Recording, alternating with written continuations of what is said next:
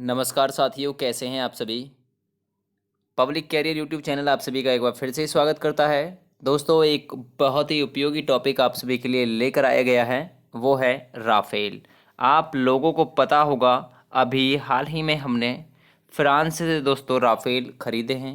ठीक है, उनमें से 5 राफेल विमान दोस्तों भारत की सेना में शामिल हुए हैं। तो जो भी राफेल से दोस्तों उपयोगी क्वेश्चन आपके एग्ज़ाम के हिसाब से बनेंगे, वो यहाँ पर आप सभी को A to Z सभी क्वेश्चन दिए जाएंगे विद पीडीएफ, यानी पीडीएफ आपको फ्री ऑफ कॉस्ट दी जाएगी। पीडीएफ का कोई भी चार्ज आपसे नहीं लिया जाएगा। लगभग दोस्तों मेरे हिसाब से इसमें आपके 50 क्वेश्चन के करीब में बनेंगे। एक एक क्वेश्चन खास है। ठीक है, कुछ भी छोड़ना आपके लिए दोस्तों खतरे से खाली नहीं है, क्योंकि दिल्ली पुलिस, ठीक है, UP police, UPSI, jail warden, RRB, इन सभी के लिए दोस्तों ये वीडियो काफ़ी ज़्यादा उपयोगी है। ठीक है, प्रत्येक एग्जाम के लिए ये वीडियो उपयोगी है। तो आप लोगों को ये तो पता है दोस्तों, जो हमने राफेल खरीदे हैं ये फ्रांस से खरीदे हैं। 2016 में फ्रांस और भारत के मध्य ये समझौता हुआ था, जिसमें 36 विमानों का दोस्तों सौदा हुआ था कि भाई 36 विमान खरीदे जाएंगे। लेकिन अब आए कितने हैं दोस्तों? अब 5 विमान हमारे देश में शामिल हो गए हैं, यानी वायुसेना में 5 विमान शामिल हो गए हैं। चलिए अब डिस्कस करते हैं A to Z सभी क्वेश्चनों को। भारत ने राफेल है दोस्तों, वो किस देश से खरीदे हैं?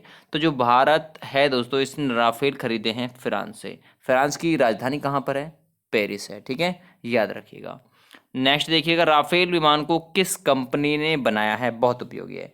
जो राफेल विमान है इसे किस कंपनी ने बनाया है? द साल्ट एविएशन, यानी कि ए ऑप्शन बिल्कुल सही रहेगा, द साल्ट एविएशन।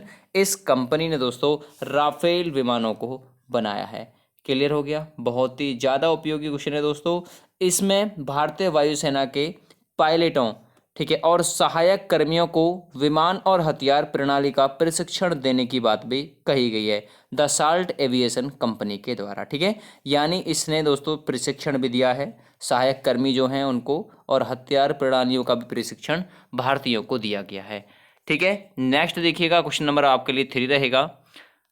भारत ने फ्रांस के साथ किसने राफेल खरीदने पर समझौता किया था? तो याद रखिएगा, भारत ने दोस्तों फ्रांस के साथ 36 राफेल विमान खरीदने का फैसला किया था, यानी कि ऑप्शन नंबर डी बिल्कुल सही रहेगा। नेक्स्ट, फ्रांस से राफेल खरीदने वाला पहला देश कौन सा है? ठीक है, तो फ्रांस से राफेल खरीदने वाला पहला देश इजिप्ट, और इजिप्ट यानी कि मिस्र, दोनों एक ही देश है। ठीक है, इजिप्ट बोले या फिर मिस्र बोले, दोनों एक ही हैं, तो यानी कि उपरोक्त दोनों। ठीक है, ये पहला देश था दोस्तों जिसने फ्रांस से राफेल खरीदे थे। कौन? इजिप्ट या मिस्र। नेक्स्ट देखिएगा, क्वेश्चन नंबर 5, फ्रांस से मिले राफेल विमान कौन सी पीढ़ी के हैं? तो याद रखिएगा, जो फ्रांस से राफेल विमान मिले हैं वो 4.5 पीढ़ी के हैं, यानी 4.5वीं पीढ़ी के। ठीक है, नेक्स्ट क्वेश्चन नंबर आपके लिए नेक्स्ट अगला, भारत राफेल पाने वाला विश्व का कौन सा देश बन गया है? ठीक है, तो भारत राफेल विमान पाने वाला विश्व का चौथा देश बन गया है, ए ऑप्शन से, याद रखिएगा। नेक्स्ट देखिएगा अगला क्वेश्चन, किन 4 देशों के पास राफेल विमान है? तो किन 4 देशों के पास? फ्रांस के पास, इजिप्ट या मिस्र के पास, भारत के पास और कतर के पास, यानी कि उपरोक्त सभी इसका बिल्कुल राइट आंसर रहेगा। नेक्स्ट देखिएगा, 5 राफेल फाइटर जेट का पहला बैच वायुसेना के किस एयरबेस में आया? तो 5 राफेल फाइटर जेट का पहला बैच, यानी 5 आए थे, ये वायुसेना के किस एयरबेस में आया दोस्तों? ये अंबाला एयरबेस। ठीक है, अंबाला एयरबेस हरियाणा में दोस्तों ये आया था। ठीक है, हरियाणा में है ये दोस्तों अंबाला एयरबेस। ठीक है, यहाँ पर ये आए थे। क्लियर हो गया? अगला देखिएगा, नेक्स्ट क्वेश्चन है क्वेश्चन नंबर आपके लिए 9, राफेल में कौन सी 3 मिसाइलों का प्रयोग हुआ है? तो स्काल्प विमान, ठीक है, मिटियार विमान, या फिर मिटियार विमान या मिसाइल, और हैमर मिसाइल, इन 3 मिसाइलों का प्रयोग हुआ, यानी कि उपरोक्त सही है। ठीक है, यानी स्काल्प विमान मतलब दोस्तों ये मिसाइल है। ठीक है, स्काल्प मिसाइल, ठीक है, मिटियर मिसाइल, ये यहाँ पर विमान दोस्तों गलती से टाइप हुआ है। तो स्काल्प मिसाइल, मिटियार मिसाइल और हैमर मिसाइल, इन 3 मिसाइलों का प्रयोग हुआ, क्योंकि ऊपर भी मिसाइल ही पूछा है, विमान नहीं। नेक्स्ट देखिएगा, राफेल विमान में लगी हैमर की कीमत क्या है? एक हैमर दोस्तों इसमें यूज़ किया गया है, इस हैमर की कीमत क्या है? तो याद रखिएगा, हैमर की कीमत दोस्तों 70 लाख रुपए है। बहुत ही ज़्यादा उपयोगी ये क्वेश्चन है। आपसे पूछा है हैमर की कीमत क्या है, तो हैमर की कीमत दोस्तों 70 लाख है। क्लियर हो गया। चलिए अब आगे देखते हैं दोस्तों, अगला क्वेश्चन नंबर आपके लिए 11। राफेल किस तारीख को भारत को सौंपे गए थे? तो 29 जुलाई 2020 को राफेल भारत को सौंपे गए थे। पीडीएफ चाहिए तो वीडियो के डिस्क्रिप्शन में दोस्तों लिंक मौजूद करा दिया जाएगा। राफेल कितनी दूरी पार कर हरियाणा के अंबाला एयरवेज पहुंचे? तो याद रखिएगा 7000 किलोमीटर की दूरी पार की थी, तब जाकर हरियाणा के अंबाला एयरवेज में पहुंचे थे 29 जुलाई 2020 को। ठीक है। नेक्स्ट, फ्रांस यानी भारत ने फ्रांस से कुल कितने राफेल खरीदने पर समझौता बनाया है या फिर समझौते पर हस्ताक्षर किए थे? तो 36। कब किया था? 2016 में। ठीक है, 2016 में ये दोस्तों किया गया था और यह फ्रांस के साथ अंतर सरकारी समझौता था। क्लियर हो गया। देखिएगा इसमें 2021 तक भारत को 36 राफेल देने की बात थी। 90 के दशक के अंत में रूस से सुखोई 30 के बाद यह भारतीय विमान सेना में शामिल होने वाला, ठीक है, कौन सा आयातित लड़ाकू विमान है? तो ये पहला आयातित लड़ाकू विमान था राफेल। नेक्स्ट, फ्रांस से भारत आए किस नंबर के 5 राफेल लड़ाकू विमानों को भारतीय वायुसेना के गोल्डन एरो स्क्वाड्रन में शामिल किया गया है? तो नंबर 17, याद रखिएगा। नेक्स्ट देखिएगा अगला क्वेश्चन।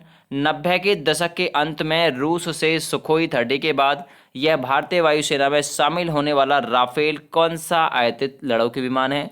तो पहला, यानी कि 90 के दशक में आए थे सुखोई 30, उसके बाद में कोई भी विमान दोस्तों भारतीय सेना में शामिल नहीं हुआ है। नेक्स्ट, राफेल के लिए फ्रांस से समझौता कब हुआ? तो याद रखिएगा 2016 में राफेल के लिए दोस्तों फ्रांस से समझौता हुआ था और यह फ्रांस के साथ अंतर सरकारी समझौता था। इसमें 2021 तक 36 राफेल देने की बात कही गई थी। नेक्स्ट, फ्रांस ने 36 राफेलों को भारत तक पहुंचाने का लक्ष्य कब तक रखा? तो 2021 तक रखा था। ठीक है। नेक्स्ट देखिएगा अगला, वर्ष 2001 में प्रस्तुत किए गए राफेल का कौन सा लड़ाकू विमान है? तो वर्ष 2001 में प्रस्तुत किए गए राफेल फ्रांस का कौन सा लड़ाकू विमान है? तो दोस्तों याद रखिएगा ये डबल इंजन और मल्टी रोल लड़ाकू विमान है, यानी कि ए ऑप्शन बिल्कुल सही रहेगा। नेक्स्ट देखिएगा, मिटियोर मिसाइल कहाँ से कहाँ मार करती है? तो मिटियोर मिसाइल है, ठीक है दोस्तों, मिटियोर जो मिसाइल है ये कहाँ से कहाँ मार करती है? तो याद रखिएगा दोस्तों ये हवा से हवा में मार करती है और इसकी जो मारक क्षमता है दोस्तों ये 150 किलोमीटर दूर है। ठीक है, यह दुश्मन को निशाना बनाने के लिए दोस्तों 150 किलोमीटर दूर से ही सक्षम है निशाना बनाने में। ठीक है, और इसके बारे में कोई समझ पाए राफेल के बारे में इतनी देर में तो ये उड़ा देती है आदमी को या फिर मिसाइल को या फिर टैंक को। नेक्स्ट, मिटियोर मिसाइल की मारक क्षमता कितनी है? तो मिटियोर मिसाइल की दोस्तों मारक क्षमता है 150 किलोमीटर की। नेक्स्ट देखिएगा अगला क्वेश्चन, स्काल्प क्रूज मिसाइल कहाँ से कहाँ मार करती है? तो स्काल्प क्रूज मतलब जो मिसाइल है दोस्तों ये कहाँ से कहाँ पर मार करती है? तो याद रखिएगा दोस्तों ये हवा से जमीन में मार करती है, क्योंकि 3 मिसाइलों के मेरे बारे में मैंने आपको बता दिया था। 3 मिसाइल थी, कौन कौन सी? एक मिटियोर, एक स्काल्प या क्रूज मिसाइल, ठीक है, एक थी मीका मिसाइल प्रणाली। ठीक है, तो क्लियर हो गया। अभी जो स्काल्प क्रूज मिसाइल है दोस्तों इसकी मारक क्षमता है 300 किलोमीटर। ठीक है। नेक्स्ट, स्काल्प क्रूज मिसाइल की मारक क्षमता कितनी है दोस्तों? इसकी 300 किलोमीटर की मारक क्षमता है। अगला देखिएगा, मीका मिसाइल प्रणाली कहाँ से कहाँ मार करती है? तो मीका मिसाइल प्रणाली दोस्तों हवा से हवा में मार करती है। ठीक है, हवा से हवा में, और इसकी मारक क्षमता है 100 किलोमीटर। ठीक है, यह मिसाइल प्रणाली भारत में दोस्तों पहले से ही मिराज लड़ाकू विमान में काम कर रही है। कौन सी? मीका मिसाइल प्रणाली। अगला, मीका मिसाइल प्रणाली की दोस्तों मारक क्षमता कितनी है? तो मैंने आपको बताया था 100 किलोमीटर। नेक्स्ट देखिएगा, भारतीय वायुसेना ने राफेल जेट के लिए किस अत्याधुनिक मध्यम दूरी की मॉड्यूलेटर एयर टू ग्राउंड हथियार प्रणाली की खरीदारी की प्रक्रिया को शुरू कर दिया है? तो वो है दोस्तों हैमर। ठीक है, तो भारतीय वायुसेना ने राफेल जेट के लिए किस अत्याधुनिक मध्यम दूरी की मॉड्यूलेटर एयर टू ग्राउंड यानी मतलब हवा से जमीन में मारने वाली हथियार प्रणाली की खरीदारी की प्रक्रिया शुरू कर दी है? तो वो है दोस्तों हैमर। ठीक है। नेक्स्ट देखिएगा क्वेश्चन नंबर 26, राफेल कितने किलोमीटर प्रति घंटे की रफ्तार से उड़ सकता है? तो राफेल दोस्तों कितने किलोमीटर, यानी कि 2206 किलोमीटर प्रति घंटे की रफ्तार से उड़ सकता है। 2200 मतलब दोस्तों ये है आपका 2222.6 किलोमीटर प्रति घंटे की रफ्तार से। नेक्स्ट देखिएगा, राफेल कितने फीट की ऊंचाई तक उड़ सकता है? तो याद रखिएगा 50,000 फीट की ऊंचाई तक उड़ सकता है। राफेल की रेंज कितनी है? तो दोस्तों इसकी रेंज है 37,200, ठीक है, 37,200 किलोमीटर इसकी रेंज है। यह एक बार में लगभग 3700 किलोमीटर तक बढ़ाया जा सकता है और इस रेंज को मिड एयर, ठीक है, मिड एयर रिफ्यूजलिंग के साथ दोस्तों इसे बढ़ाया भी जा सकता है। नेक्स्ट देखिएगा अगला 29 नंबर, राफेल की लंबाई कितनी है? तो राफेल की दोस्तों लंबाई है 15.27 मीटर की, ठीक है, क्लियर हो गया। नेक्स्ट देखिएगा राफेल अपने साथ कितने किलोग्राम वजन ले जा सकता है? तो 9500 किलोग्राम दोस्तों वजन अपने साथ राफेल ले जा सकता है और गोला बारूद भी अपने साथ में दोस्तों ये ले जा सकता है। एक विमान की दोस्तों कुल कीमत 90 मिलियन यूरो यानी कि 673 करोड़ रुपए का है एक विमान, ठीक है, राफेल एक विमान 673 करोड़ रुपए का है, क्लियर हो गया। अब आपसे पूछे राफेल की ऊंचाई कितनी है? तो 5.3 मीटर की दोस्तों इसकी ऊंचाई है। राफेल की लंबाई कितनी थी? 15.27 मीटर, ठीक है। नेक्स्ट देखिएगा राफेल की ऊंचाई कितनी है? तो 5.3 मीटर, ठीक है, क्लियर हो गया। राफेल मतलब एक राफेल विमान की कीमत कितनी है? तो 90 मिलियन यूरो, अगर आपको इंडियन कीमत में मिले तो 673, ठीक है, 673 बैठेगा दोस्तों ये करोड़ रुपया। नेक्स्ट देखिएगा अगला महत्वपूर्ण जानकारी दोस्तों इसके बारे में अब आप सभी को मैं देने वाला हूं। राफेल विमान दोस्तों पल भर में दुश्मन को नष्ट कर सकता है। इसके बारे में दोस्तों उपलब्ध बहुत ज़्यादा है। फ्रांस से भारत को राफेल कब मिले? तो आप सभी को पता होगा 5 राफेल मिले हैं 29 जुलाई 2020 को अम्बाला एयरबेस पर, क्लियर हो गया, ठीक है। नेक्स्ट देखिएगा दोस्तों इसके बारे में महत्वपूर्ण जानकारी हम देखते हैं। देखिए भारत के लिए इसका महत्व क्या है। देखिए वायु युद्धक क्षमता में बढ़ोतरी इससे होने वाली है। देखिए विशेषज्ञों का मानना है कि राफेल लड़ाकू विमान ऐसे समय में भारत आए हैं जब भारत चीन और पाकिस्तान जैसे पड़ोसी देशों के संबंधों में तनाव का सामना कर रहा है। ऐसे में यह लड़ाकू विमान भारत की वायु युद्धक क्षमता में कई गुना बढ़ोतरी करेंगे। साथ ही इनके आने से वायुसेना के मनोबल में भी काफ़ी वृद्धि होगी। बेजोड़ क्षमता, भारतीय पड़ोसी देशों खासकर चीन और पाकिस्तान के बेड़े में मौजूद कोई भी लड़ाकू विमान भारतीय विमान वायुसेना के इस विमान के साथ दोस्तों मुकाबला करने में सक्षम नहीं है। और यह राफेल बीते कुछ वर्षों में अफगानिस्तान, लीबिया, इराक और सीरिया में हुए वायु युद्धों अभियानों में अपनी बेजोड़ क्षमताओं को साबित कर चुका है। भारत के अलावा मिस्र और कतर के पास भी दोस्तों ये लड़ाकू विमान मौजूद है, ठीक है। भारत, मिस्र, कतर, ठीक है, और फ्रांस, यानी 4 देश हैं जिनके पास ये लड़ाकू विमान है, अदरवाइज किसके पास नहीं है। लगभग 2 दशक तक भारतीय वायुसेना लंबी दूरी की मारक क्षमता वाले हथियारों और अत्याधुनिक मिसाइल प्रणाली की कमी का सामना कर रही थी। इस प्रकार राफेल लड़ाकू विमान भारतीय वायुसेना के लिए निर्णायक साबित होंगे।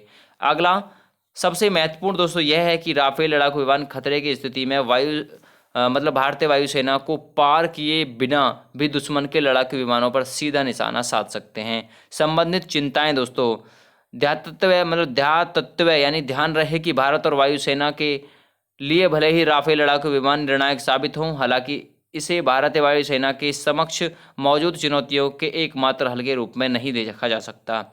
लड़ाकू विमानों की घटती संख्या भारतीय वायुसेना के समक्ष मौजूद सबसे बड़ी चुनौतियों में से एक है।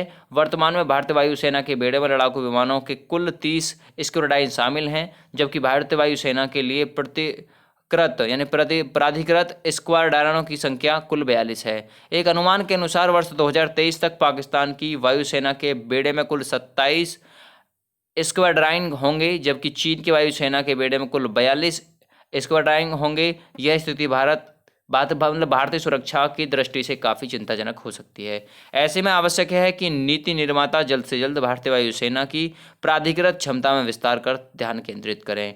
बीते कई वर्षों में भारतीय वायुसेना में मौजूद ड्रानों की संख्या में देखने को कमी मिली है दोस्तों, और विशेषज्ञ मानते हैं कि आने वाले समय में भी यह कमी भारी जारी रहेगी।